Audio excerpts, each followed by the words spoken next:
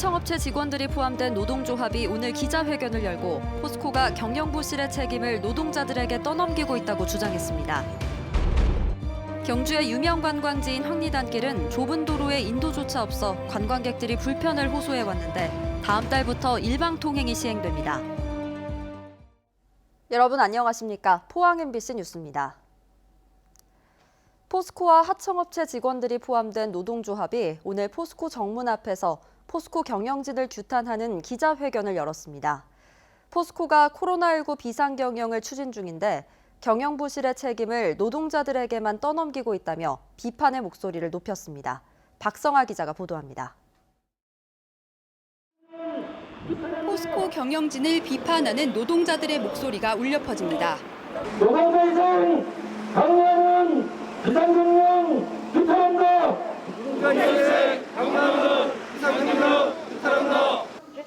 코로나19에 대응한다며 포스코가 내부적으로 비상경영을 선언했는데 노조는 노동자들의 일방적인 희생만을 강요받고 있다고 주장합니다.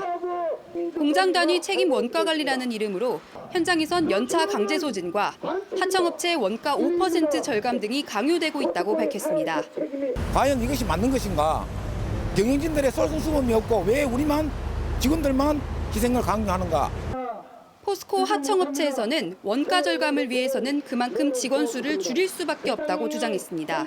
실제 하청업체는 포스코에 설비를 위탁받아서 하는 인원만 공급하는 업체입니다. 포스코에서 원가 절감하라는 것은 인원을 자르라는 소리가 똑같습니다.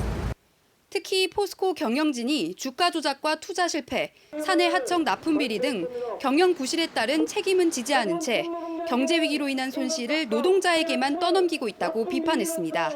포스코 경영은 경영진들의 부실 경영으로 인해서 경영이 더 심각한 지점에 빠져 있습니다.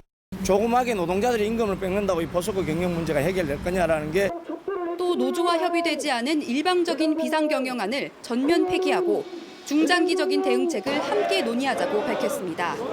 이에 대해 포스코는 연차 휴가는 권장사항이며 협력업체에 대한 원가 절감도 강요한 사실이 없다고 밝혔습니다. 연차는 휴가인 만큼 직원들이 충분히 리프레시할 수 있도록 권장하고 있고 협력업체에 원가 절감을 강요한 적은 없습니다. 포스코가 코로나 위기를 극복하기 위해서는 단기적인 비용 절감이나 일방적인 노동자의 희생이 아닌 노사 상생의 협력과 지혜가 선행돼야 할 것입니다. MBC 뉴스 박성아입니다. 월성원전 사용 후 해결료 임시 저장 시설인 맥스터 증설을 두고 찬반 논란이 격화되고 있습니다. 원자력 국민연대는 맥스터 증설이 늦어지면 원전 가동이 중단되고 경제적 손실이 크다고 주장했고 환경단체는 맥스터를 증설하면 경주가 핵폐기물 연구 저장소로 전락할 수 있다며 반발하고 있습니다. 임재국 기자가 보도합니다. 월성 원전 내 사용 후 해결료 임시 저장 시설인 맥스터 증설을 두고 찬반 논란이 거세지고 있습니다. 원자력 국민연대는 기자회견을 갖고 내년 말에 가득 차게 될 월성 맥스터를 추가로 짓지 않으면 월성 2, 3, 4, 5기의 가동 중단이 불가피하다고 주장했습니다. 또 사용 후 해결료는 아직까지 폐기물로 분류되지 않아 맥스터 증설은 공론화 대상도 아니라는 것입니다. 특히 맥스터가 제때 증설되지 않으면 원전 관련 산업은 물론 경주 지역 경제에 피해가 크다며 맥스터 증설을 촉구했습니다. 이 경주시에는 약 1,300억의 세수가 손해가 되고 또 연간 500명 정도의 인력이 줄어들고 또 전체로 봐서는 1년에 약 430억의 손해를 이 경주시가 안게 돼 있습니다. 반면 맥스터 증설을 반대하며 일주일 넘게 천막 농성을 이어가고 있는 환경단체는 방패장 유치 당시 정부가 고준위 핵폐기물을 경주 이외의 지역으로 반출한다는 당초 약속을 지켜야 한다고 밝혔습니다. 2005년 주민투표 당시에 2016년까지 고준위 폐기물을 반출하기로 약속했는데 약속이 안 지켜지고 있습니다. 어떻게 반출할 것인지 그 논의를 해야지 더 지어서 더 보관하겠다라는 것이 있을 수가 없는 거죠. 반핵단체는 또 경주시가 최근 공무원 직무 교육에 찬핵 교수를 초청한 것은 공론화 관리를 포기하고 맥스터 건설 의지를 드러낸 것이라고 주장했습니다. 찬반 논란이 커지자 경주시 지역실행기구는 시민 3,000명을 대상으로 한 대면 여론조사를 중단했고 오는 26일과 28일 넥스터 본 설명회를 열고 다음 달 초에 150명 규모의 시민 참여단을 구성하기로 했습니다. MBC 뉴스 임재욱입니다. 포항에서 어제 등교 수업 첫날 발열 증세 등으로 검사를 받은 고등학생 176명이 모두 코로나19 음성 판정을 받았습니다. 포항시는 학교 정문에서 발열 증세를 보인 27명과 접촉학생 88명, 그리고 예방적 차원에서 검체한 서울, 인천, 대구 지역 학생 61명 등 176명 모두 음성으로 나왔다고 밝혔습니다. 또 오늘도 학교 정문에서 29명이 발열 증세를 보여 전원 검체를 채취했고 내일 결과가 나올 예정이라고 밝혔습니다. 코로나19 신규 확진 환자가 줄면서 인구 이동도 많아지고 있습니다. 통계청에 따르면 지난 2월 넷째 주 대구 지역 인구 이동량은 지난해와 비교해 52.6% 줄었지만 이달 첫 주에는 13.9%로 감소폭이 줄면서 인구 이동이 회복세를 보이고 있습니다. 경북의 인구 이동량은 40% 줄었다가 오히려 1.9% 늘었습니다.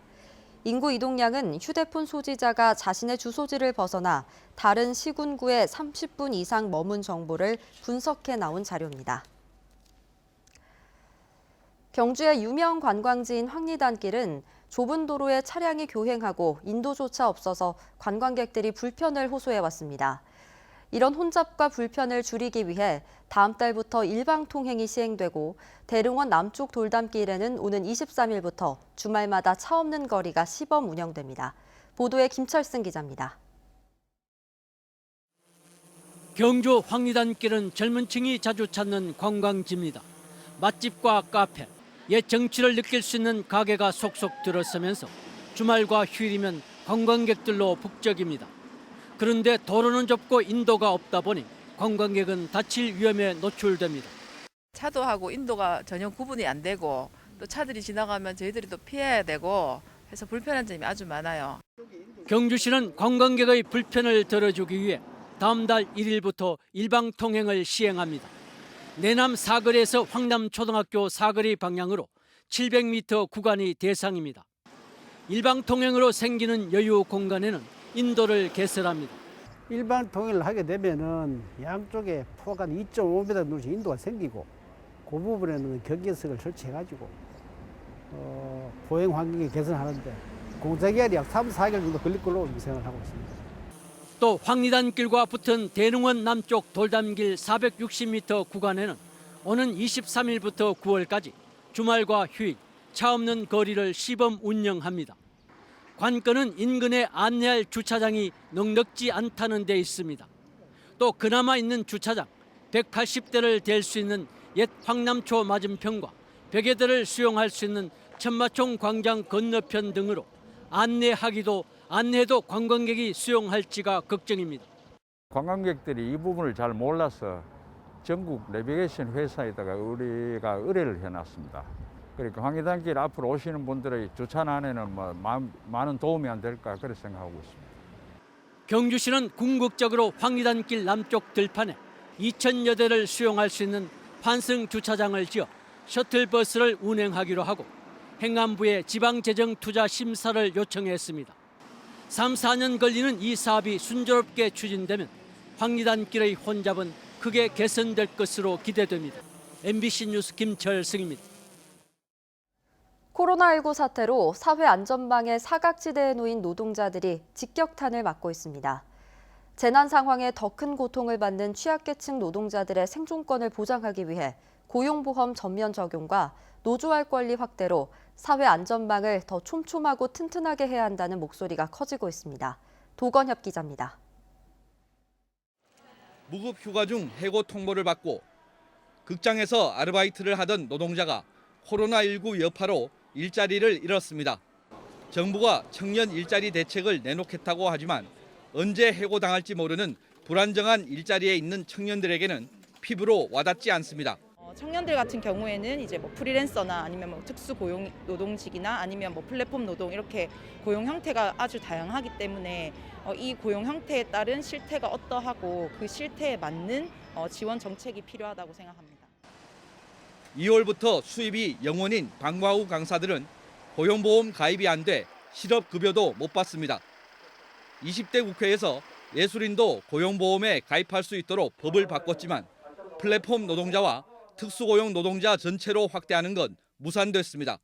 계약이 되었는데 방과 후 개강은 지금 불분명한 상태예요. 그리고 또 대구는 특히나 더 이 코로나 피해가 심각하기 때문에 더 개강이 힘들다고 교육청에서조차 말씀을 하시고, 사회 안전망에서 비켜나 있는 노동자들은 코로나 사태 이후 생존권에서도 사각지대에 놓였습니다. 특히 직원 수가 5명이 되지 않는 작은 사업장의 노동자들은 근로기준법의 적용조차 받지 못해 말 그대로 사각지대에 놓여 있습니다. 해고가 안 된다고 하더라도 무급 휴업을 강요받으면서 실업급여도 못 받고 또 회사에서 임금도 못 받는 상태로 그냥 고용은 되어 있으되 완전 이제 죽지 못해 살고 있는 노동자들이 훨씬 많다는. 노동계가 모든 노동자들에게 근로기준법을 적용하고 노조할 권리를 보장하라고 외치는 이유입니다.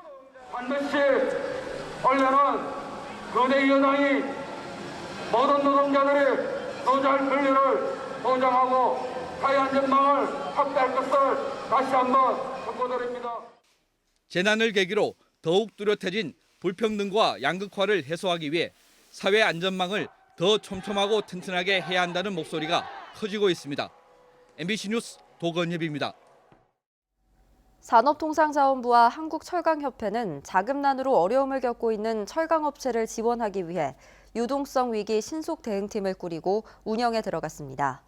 신속 대응팀은 업계의 어려움을 접수하는 창구 역할을 하고 산업부는 금융기관과 공조해 긴급 경영자금을 지원하는 역할을 수행합니다. 도움이 필요한 철강회사는 철강협회로 연락해 상담을 받으면 됩니다. 포스코 동반성장그룹은 오늘 포스코 협력사로 구성된 PHP 봉사단과 함께 포항 연일시장 등에서 지역의 소상공인 지원을 위한 착한 선결제 운동을 벌였습니다. 회원들은 포항 연일시장과 주변 음식점에서 선결제를 진행한 뒤 구매한 사용권을 포항 지역 푸드마켓과 독거노인들에게 전달했습니다. 이날 행사에는 포스코가 1,000만 원, PHP 봉사단에서 1,000만 원을 지원했습니다. 코로나 사태로 농업 분야에서도 피해가 커지고 있지만 정부 지원은 긴급재난지원금, 소상공인 지원에 초점이 맞춰져 있습니다. 1, 2차 추경에서도 농업 부문 지원은 빠졌는데요. 3차 추경에는 농업 대책을 꼭 마련해달라는 국민청원이 올라왔습니다. 김건엽 기자입니다. 도시민과 학생들을 대상으로 허브 체험과 치유 카페를 운영하는 이 농장은 코로나 사태로 방문객이 끊기면서 피해가 막심합니다. 체험거리, 체험 원재료들을 잔뜩 준비를 해놨는데 이 코로나19 사태 때문에 예약이 100% 취소되고 그 때문에 경제적 손실이 지금 굉장히 큰 것이 현실입니다. 계약이 계속 연기되면서 학교 급식을 대는 농가들도 큰 피해를 보고 있습니다. 학교 급식업체 납품하는 하는 농가들은 좀 피해가 많이 났고요. 저 같은 경우에도 이제 농민의 납품을 해야 되는데 납품을 못한 상태가 되기 때문에. 또 외식 소비 부진으로 농축산물 소비가 크게 감소하고 외국인 계절 노동자가 들어오지 못해 인력난이 심해지는 등 농업 부분의 피해는 상당합니다. 한국농업경영인 중앙연합회가 1, 2차 추경에서 제외된 농업 분야 지원 대책을 3차 추경에는 꼭 마련해달라며 청와대에 국민청원을 올렸습니다. 농업 분야 피해 대책 마련은 물론 감염병 사태 재발에 대비해 농업을 국가기관 산업으로 인정하고 걸맞는 관심과 투자를 요구했습니다. 농업정책자금 금리 인하와 농심부 정부 출연을 통해서 농업인들에게 도움을 줬으면 합니다. 농업을 5천만 국민의 먹거리를 책임지는 생명산업이자 기간산업을 인지하고 국민청원 마감은 다음 달 11일, 청원인이 20만 명이 넘어야 공식 답변을 들을 수 있습니다. MBC 뉴스 김건엽입니다.